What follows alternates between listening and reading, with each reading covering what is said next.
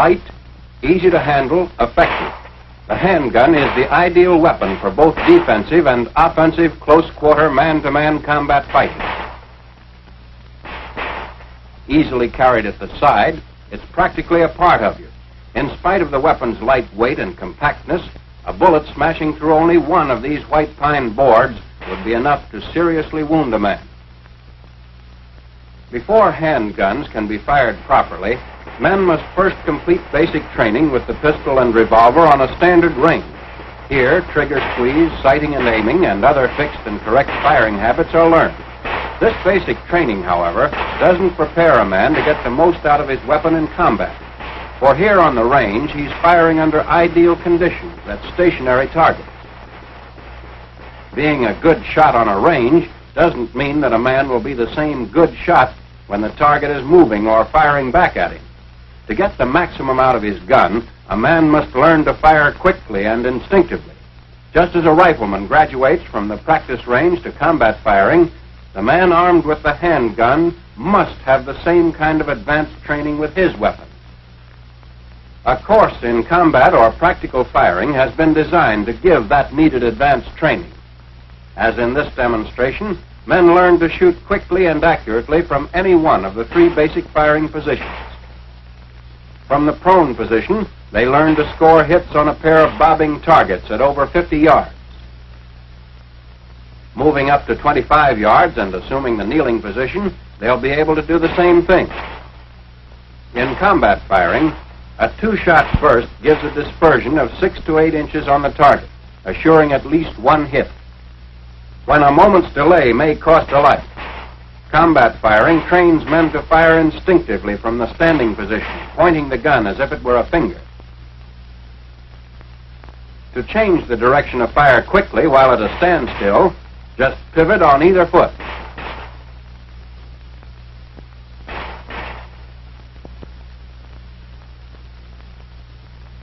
When moving forward, it may become necessary to change direction and fire from a walk if the target suddenly appears on the flank.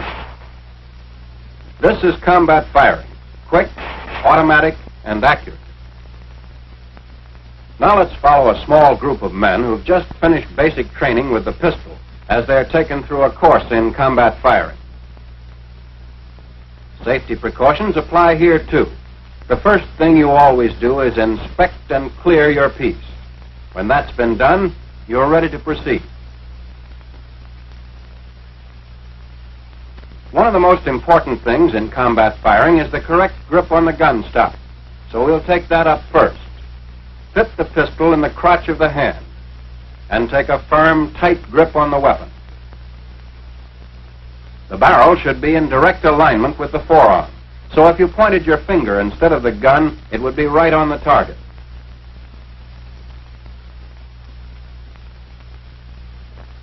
If the weapon is held a little to the right or to the left in the hand, the barrel will not line up with the forearm and shots will miss. It should never be this way. For accurate shooting, the gun must be in line with the forearm. Remember to take and keep a tight, firm grip on the gun stock. A loose grip will allow the weapon to twist in your hand on recoil.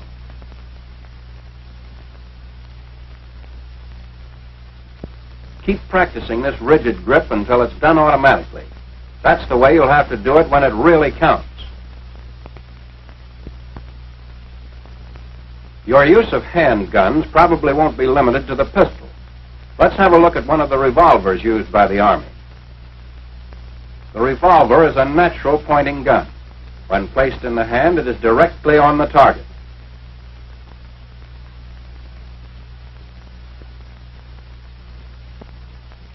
The pistol, however, due to its stock design, requires a slight upward cocking of the wrist to bring it in line with the target. After a little practice, this adjustment will become instinctive. Greater accuracy with either the pistol or the revolver can be obtained by using a two-handed grip. Simply hold the gun firmly with the right hand. Place the butt in the palm of the left hand and close the fingers around it. The two-handed grip can also be reversed for left-handed shooters. In such cases, the gun is held in the left hand and the right hand serves as the support. The two-handed grip is used in both the prone and kneeling positions. It provides a very comfortable, steady shooting platform and will give the maximum number of hits on the target. Now let's watch these men as they practice. The mistakes they make are natural, and you can profit by their errors. Later, there will be several other opportunities to apply the two-handed grip in the prone and kneeling positions. After the one- and two-handed grips have been mastered, the group is introduced to the three basic firing positions. First, prone. Although it takes the longest to assume, it's the steadiest to fire from. And in this position, the body presents the smallest target to the enemy. As prone is best of the three basic firing positions for steady and accurate long-range firing, it should be practiced until it can be assumed quickly and easily. There's no set or definite way to get into it as to body angle, legs, or heels. Just lie as flat as the terrain will permit with the gun extended. When in the prone position, additional time should be spent practicing the two-handed grip. For if the gun is not held correctly, you won't hit the target no matter how steady the firing position. When your instructor is satisfied with your proficiency in the basic prone position, he may allow you to practice more spectacular maneuvers. A neat trick is rolling out of place and into better cover after each burst of shots. This serves to confuse the enemy and keeps him from guessing your location. The second basic position in combat firing is kneeling. Like prone, kneeling offers a relatively small target and at the same time is very steady. It's easy to get into. Just drop down on one knee and extend the gun. You can fire while down on either knee as long as you're well balanced.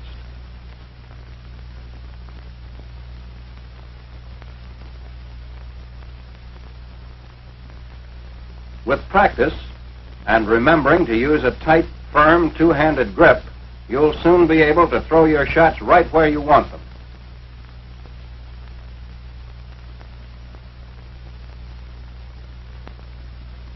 It's a good idea to alternate knees, for in combat, the terrain and cover will decide which one will be best to use. Learn every movement so it can be done smoothly and promptly without having to think about it. Now for the standing or point firing position. Place the feet in a natural position, ready to move in any direction. Face the target, knees flexed, with the trunk bent slightly forward in a crouch. Hold the arm straight, with the wrist and elbow locked.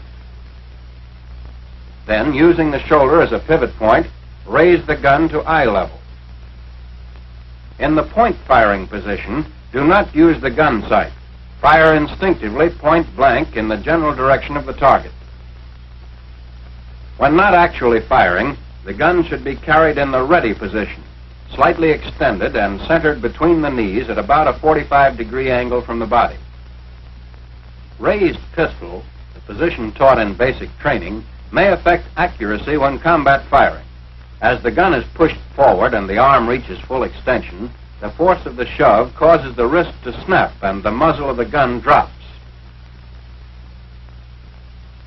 Shooting from the hip may look good, but it isn't practical for combat.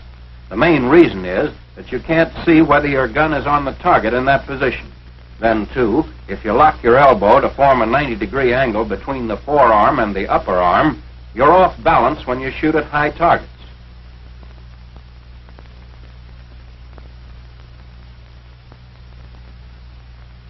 Point firing with locked wrist and elbow and pivoting from the shoulder will give the greatest number of hits.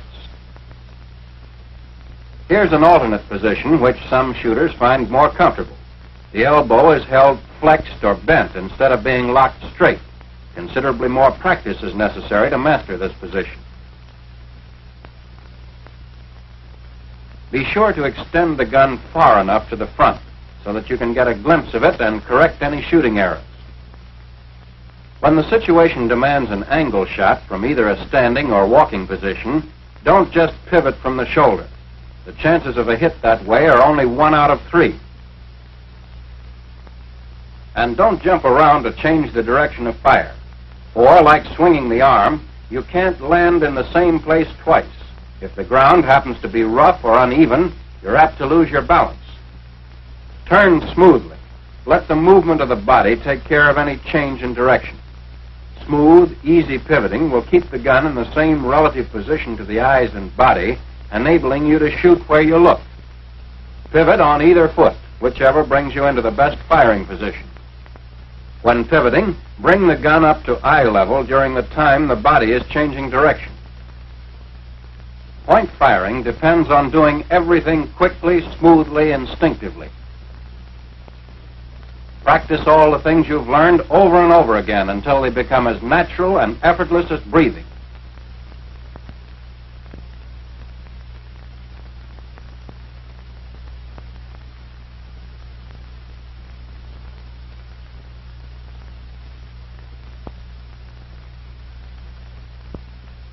Now let's see how these same men will do with live ammunition. Remember that these are the first rounds they've fired since completing the basic firing course. In order that hits may be more easily seen, tracer ammunition is being used.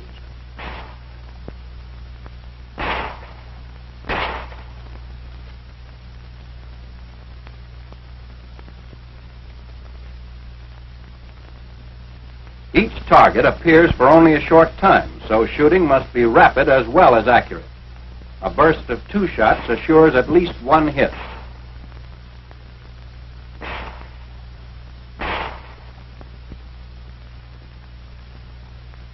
At 25 yards, kneeling, the group will do fairly well. Of course, some of the men will make natural mistakes, but misses are not far off the mark. Minor corrections will put these men right on the target in a short time.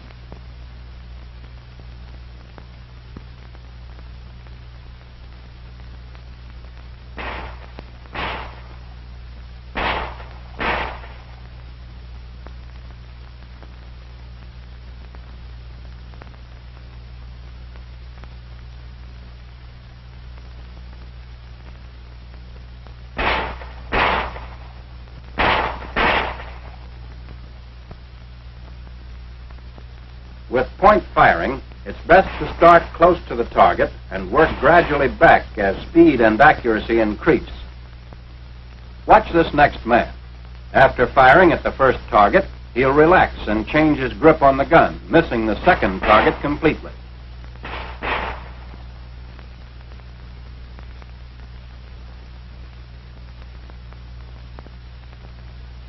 Here's a man who doesn't have his gun lined up with his arm and isn't shooting where he's pointing.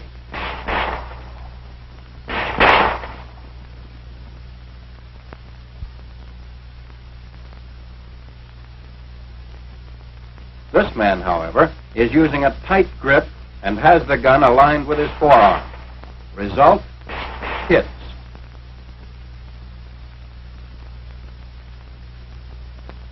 For teaching large groups of men combat or practical firing, a regular pistol range can be easily converted.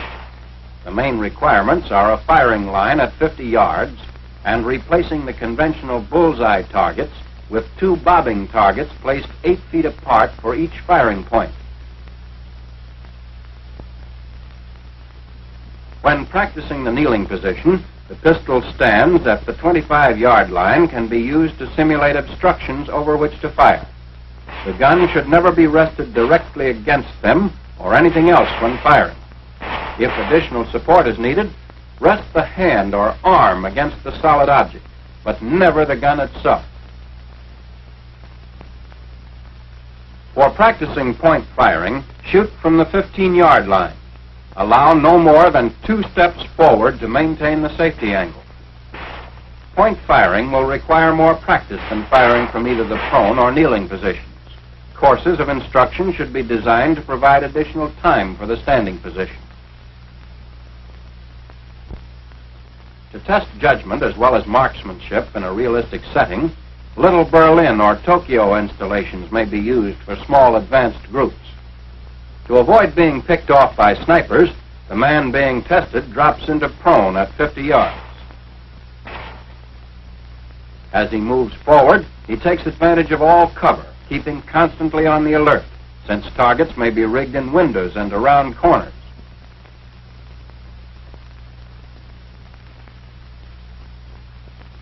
At 25 yards, the situation calls for the kneeling position. Ahead in the open, only point firing will be possible.